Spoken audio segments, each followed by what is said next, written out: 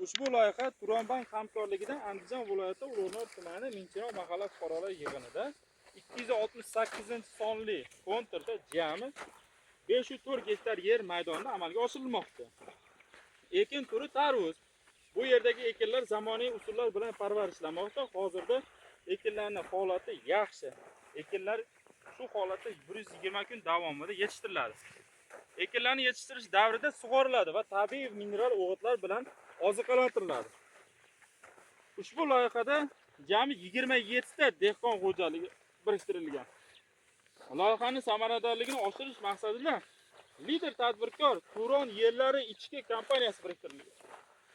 Ushbu yer maydonida jami 170-180 tonnagacha hosil yig'ib olish rejalashtirilgan.